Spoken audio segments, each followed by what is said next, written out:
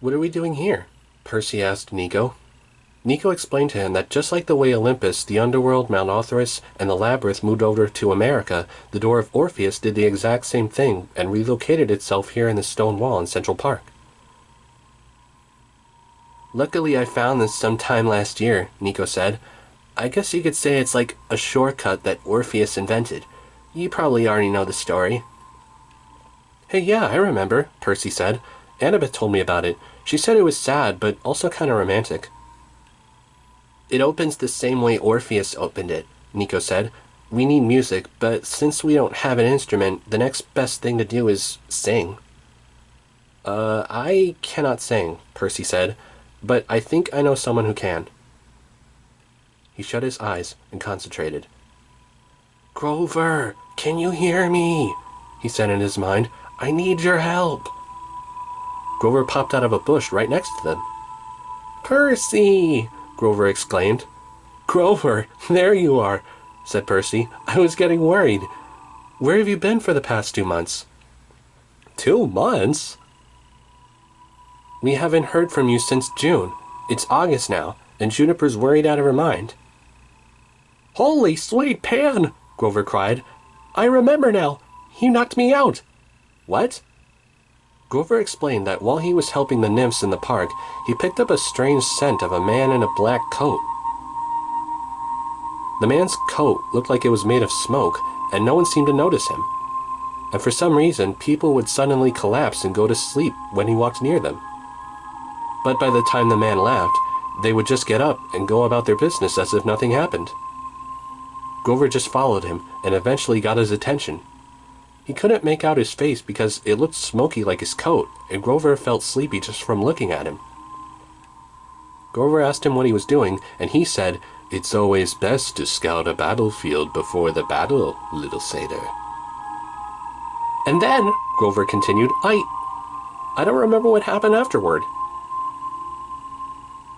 Grover, I think you met Morpheus, the dream god, Nico said. You're lucky you ever woke up. And it's been 2 months? Grover asked. Oh, Pan, Juniper's gonna kill me. You said he was scouting the battlefield, Nico said. He's obviously working for Kronos. A lot of the minor gods are. Percy, this just proves the invasion is coming. We gotta hurry up with our plan. Plan? What plan? Grover asked. We need your music skills to get this door open, Percy answered. I'm not asking you to come with us, but it's just that you're better than either of us with music, Grover. Well, okay, Grover said. Here goes nothing. He played his reed pipes and worked his magic. Part of the rock wall pushed itself forward and collapsed inside, revealing a dark tunnel. A staircase went down, and it was too far to see the bottom, which was no surprise. Thanks, G-Man, Percy said. No problem, Grover said. Be careful. Please come back alive. Percy looked up at the sun as it got lower and wondered if he would ever see it again after today. Then he and Nico and Mrs. O'Leary descended down into the underworld. The tunnel was narrow and so dark that the only light they had was the bronze glow from Percy's sword. Then, what felt like an hour later, they made it to the River Styx. Nico said they were going to need something from inside Hades' palace, and it was the only way. But the river's right here, Percy said. Nico marched down the cavern without waiting. He never mentioned anything about going to the palace, but now that they were here, Percy wasn't sure what to do. So like the river, he just went with the flow and followed the creepy little boy. Minutes later, they joined a line of corpses as they marched down the same path. Percy felt like it shouldn't have been this easy, but it felt sort of familiar. Of course it was familiar. This was the same path Percy had taken on his first quest for the Master Bolt. But at that time, Hades had actually expected Percy to come here, mainly since he had held Percy's mom captive. But now in this situation, this was probably considered sneaking around, and the gods were technically all-knowing. Was Hades even aware of them sneaking up to his house right now? Or even cared? If so, Percy didn't see any sign. Yet. Nico, Percy whispered, are you sure we... Yes, just keep quiet, Nico said impatiently. They opened the huge front doors with no problem, walked inside, passing the courtyard, and stood in front of the entrance to the throne room. Now Percy was sure something wasn't right. Nico, wait a minute. What are you... Nico ignored him and pushed the doors open, and there he stood. Hades, Lord of the Underworld. On his left was a beautiful woman who Percy recognized right away.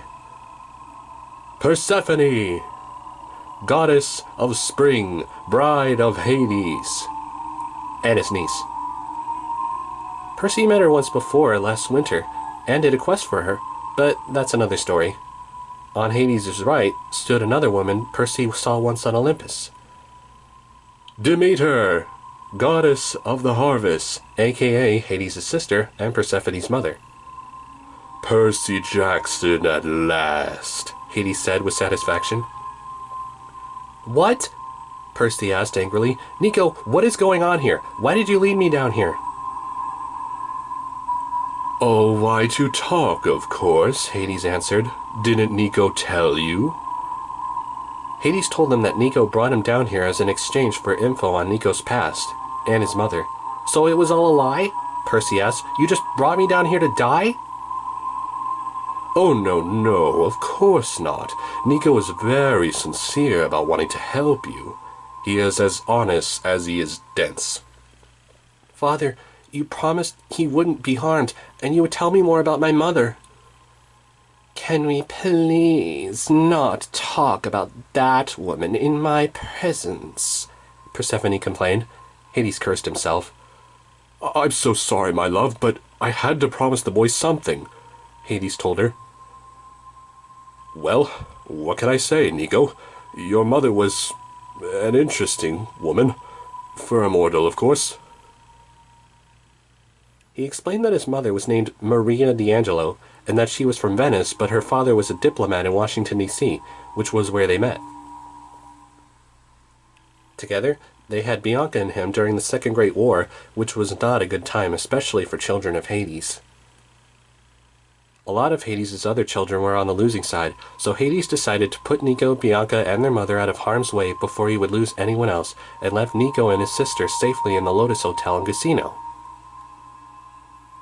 They didn't age, and were completely unaware of how much time had passed, and Hades waited for a good time to bring them out. But what happened to my mother? Nico asked.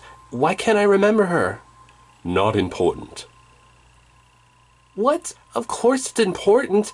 And we weren't your only children, so why was it just us? And who was that lawyer that got us out? Hades gritted his teeth. You will do well to listen more and talk less, boy. As for the lawyer... He snapped his fingers, and one of the three Furies appeared. Then she magically transformed into a human woman in a suit. Mrs. Dodds? Percy exclaimed. You know Alecto? Nico asked. She was my math teacher. Wow. Cool. Hades then explained that the only reason he had Nico and Bianca brought out during this particular time was because he couldn't allow Percy to be the child in the prophecy. You should be helping us, Percy told Hades. All the other gods are fighting Typhon and you're just sitting here. I am waiting things out, Hades said. I just remain here with my forces intact. And when Typhon comes after you? Percy asked. Let him try. Why do you think I brought my beloved down here and her mother in the middle of summer? Besides, when's the last time the gods ever helped me, or even welcomed one of my children as a hero? Nico will turn 16 in about 4 years. That will be plenty of time for him to train. We can hold Typhon for that long. When such time comes, he will make the decision that will save the world, just as the prophecy says.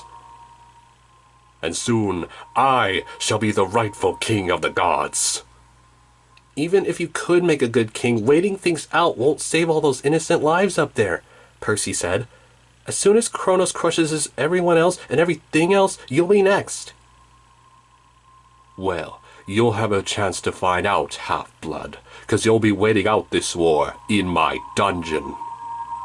What? No! Nico said. "Father, that wasn't our agreement, and you haven't told me everything." "You've heard all you need to know," Hade said. "And I spoke with Jackson without harming him. If you wanted a better deal, you should have asked me to swear on the sticks. Now go to your room." With a wave of Hades' hand, Nico shadow-traveled away against his own will. "And don't feel too bad, Percy Jackson. My ghosts keep me well informed about Kronos' plans. By tonight, it will be too late for your precious Mount Olympus, and the trap will be sprung." "What trap?" Percy asked. "If you know something, then do something. At least let me tell the other gods." "You're well-spirited, Percy Jackson. I'll give you credit for that," Hades said, smiling. You better let me go," Percy warned. "Seriously, or I'll show you just how dangerous I really am. I fought Ares, and I'm not afraid to fight you."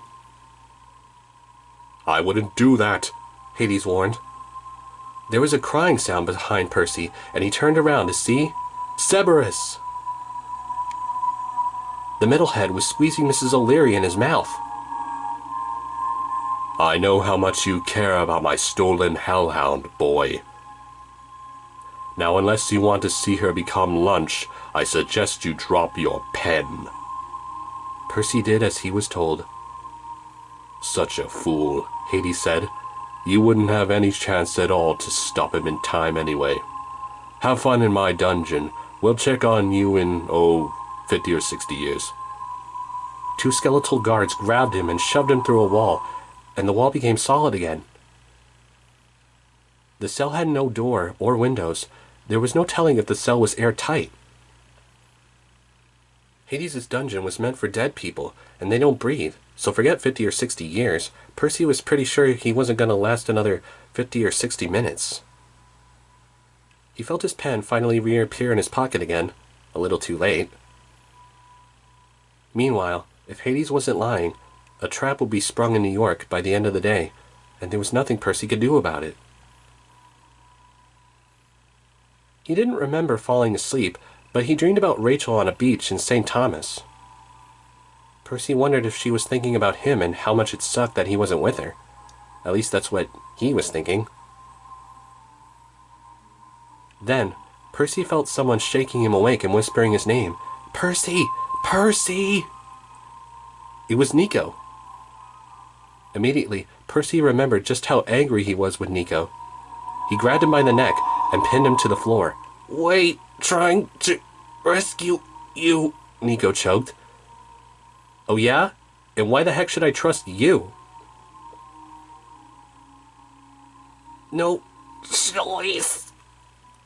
Percy really wished he hadn't said something so logic like that, but he let him go. Maybe if Nico did want to kill him, he wouldn't have woken him up first, but he still didn't trust him. "We have to get you out of here," Nico said. "Why? Does your dad want to talk to me again?" Percy asked. "Percy, I swear on the river Styx, I didn't know what he was planning. He tricked me. But look, I put the guards and Cerberus to sleep, but it won't last, so now's our chance." Percy felt like strangling him again, but Nico had a point, and he couldn't escape without help. He pointed to the wall, and the whole section vanished. "Come on," Nico said, and he led the way.